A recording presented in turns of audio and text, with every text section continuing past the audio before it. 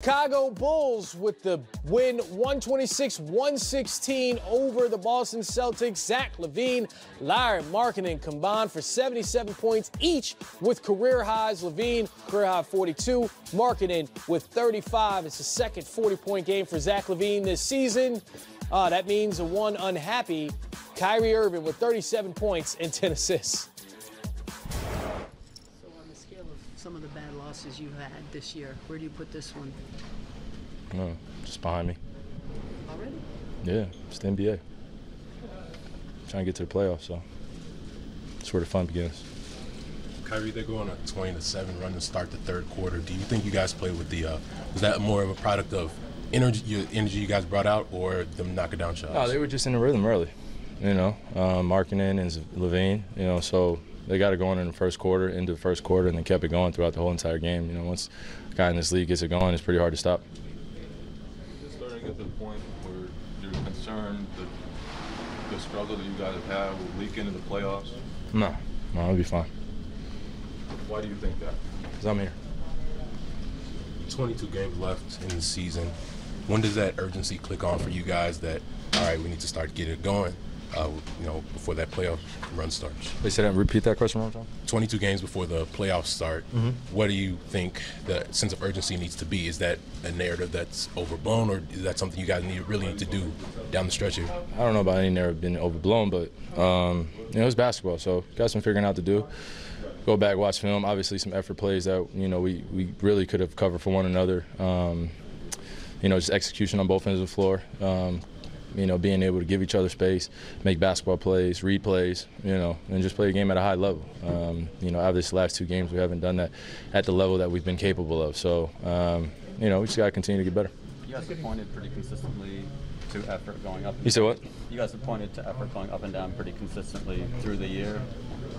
Is there anything you can put a finger on as to why that happens, and what is there just a matter of flipping a switch and fixing it now? It's game to game. I mean, we've beaten the tough teams in this league. I mean, you know, we've proven that we're capable of beating the tough teams in this league and playing well against them. So, you know, I'm not sure. Is that part frustrating, Kyrie, that you guys seem to have played down to some of the level of the poorer teams, yet played inch for inch with the better teams? Man, I don't get frustrated anymore, honestly. You know, this is just all part of our season of, you know, just learning one another. So it's just part of it.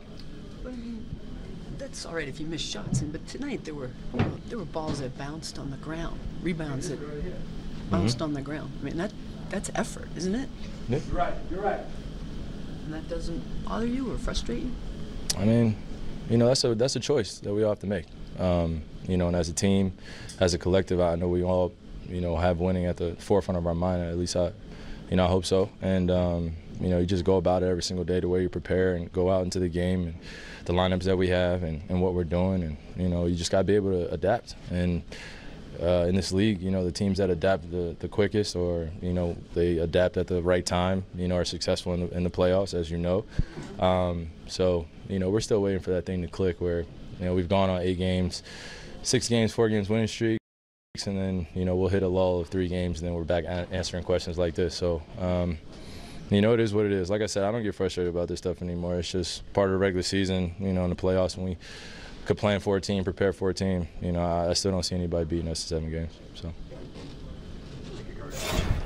Kyrie remains confident, and he might be playing the best basketball. You see that? I dimed you right there. Look, 37 points, 10 assists. These are consistent stat lines we're starting to see from him. But there's this sound of, they're not where they want to be. Yes. Fifth in the East. Kyrie understands, obviously, being around LeBron, and he's a champion, what it takes to get to the promised land. But what you have to understand is New York, Cleveland, Chicago, Atlanta, not going to throw Washington because Washington's still trying to fight for a spot. These teams are already preparing for next year. So these young guys are going to come out like Markkinen and LaVine. They're going to come out and play hard every night and bring their best. Otto Porter now leaving Washington, coming to Chicago. Everyone's like, where does Otto Porter been? No, that's why Washington gave him all that money. He just, for whatever reason, just couldn't find his stride. Now, new uniform, new voice, new team. They're playing harder. So Celtics, Lakers, Kings, teams of that nature, you have to understand, those bottom teams, they're not just going to come in and lay down and let you get a good spot. What do you think of Kyrie saying no team is going to beat them in a 7-game series? Let's stick to the Eastern Conference. Let's stick to that. I think that's what he meant to say. Yeah. I think that's what he meant to say because in all right, if everyone's healthy, that team showed us last year how far they can go without him and Hayward. Now you add those two. If they continue to share the ball and play the defense we know they can play, not like tonight, I'm not mad at the comment. Because when I hear that comment, I think of one team in the league that can say that with their chest out confidently. Especially Pacers get the win 119-112. LeBron James is free right now following the loss by the Lakers to the Pelicans. You guys on Thursday dug a big hole and were able to climb out of it.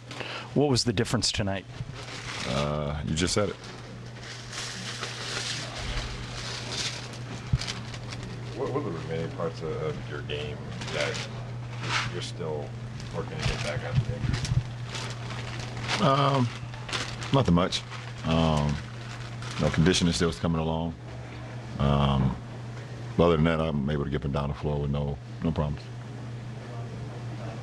Consistency was a word that was mentioned by some of your teammates tonight in terms of the search for it. Obviously, there's been a ton of games already, and if it's still searching for it, is there enough time to find it? I don't know. We just got to play better our next game in Memphis, but we're almost 60 games in, so I don't know. Urgency was lacking tonight from the team? From the start, yeah. It happened in the Houston game too. Just the start of the game and then the start of the third. That urgency, has to be there, and we dug ourselves a hole, once again in the third quarter tonight. Wow, so much at stake and so little time left. How do you get that sense of urgency? Keep it. But how many know what's at stake if you've never been there? No, I'm asking you too. I'm like, how do you know what's at stake if you've never been there before? Yeah, but then how you know I never been there before? No, not you. Right. Yeah, you know what I'm saying? Right. Obviously, I'm not talking about you. I'm just like, kind of playing devil's advocate. Right. The idea of trying to get to the playoffs. Now there's 23 games left. Yeah, I mean, so it's kind of a fine line, when you talk about that because, when you've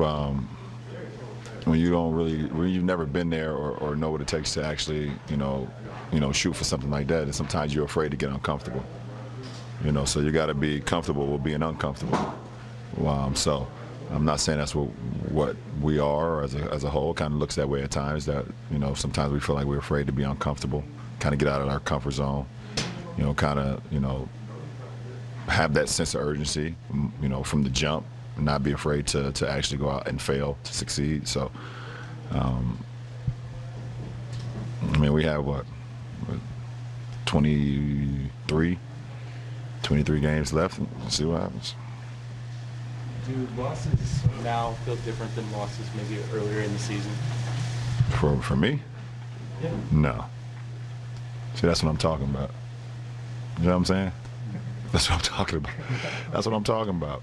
See, it's like, I don't know. It's just been so last few years, everybody's so accustomed to the losses that I'm just not accustomed to.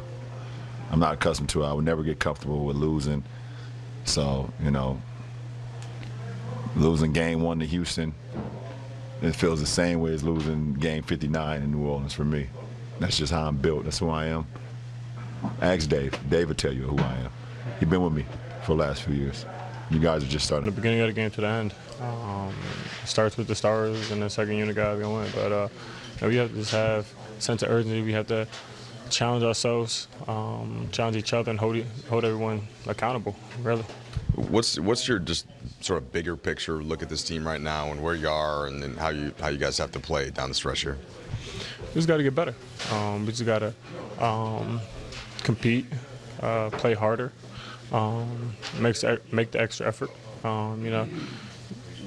If something breaks down, we got to put out fires. That's something that we have to get better at. And we're a good defensive team. There's no way we should be giving up 40, 45 points in a quarter. Hey, Josh, we know you had the injection over the All-Star break and you've been dealing with the knee tendonitis. How has it been since you've now played these couple games after the break? It's better. It's not you know, the PRP isn't a magical thing where I get injected with it and, you know, everything's good. You know, I'm 100%. You know, I'm getting better. You know, I'm continuing to do the rehab, and, you know, hopefully soon it'll be 100. Biggest things you focus on now heading to Memphis? We just gotta compete. We just gotta play harder. I have attention to detail and execute, and more so defensively. You know, offense isn't the problem. You know, we're scoring 115, 120 points. You know, we gotta get stops. We gotta not turn the ball over. We gotta get stops and, you know, rebound. I think that's what it is. At the end of the day, we have to challenge ourselves, and we just gotta take it personal each and every play. Yeah, last thing for you. Is it, with other teams they're going to play hard too, is it tough sometimes if they get into a rhythm, and does that defensive way that you can play, or let them get in a rhythm? Yeah. That's what it starts with. I mean, you can't wait for a team to hit you till you start playing. I mean, we got to do our best to make them uncomfortable, to win the line of scrimmage, to you know, hit first. And, you know, it's tough in this league when you you know, wait to get hit, and then you start playing. You know, we just gotta we can't let teams do it in a row. That's what it is. Thanks, Josh. Cool. Guys, Josh Hart. Oh, the race for the 8th spot in the Western Conference has gotten real serious. You see the Lakers at the bottom of this board. They're full 3 games back in the loss column, 3 games back at the Clippers in the win column. You're also looking at the Rockets. Even though they're in 5th place, they're still in this discussion right now. So 5 through 10 can flip-flop a lot. Let's go over to 3D. Man, you look at that, and you see the situation with the Lakers, 1 game under 500, so late in the season, not where they want to be. Not where they want to be. They're struggling because the young guys don't understand when we say playoff mode. You look at the Kings, they're salivating to finally get back in the playoffs. It's been a lot of years. You saw the Jazz lose a tough one in overtime the other night at OKC. You saw the Spurs on the road lose a tough one to Toronto.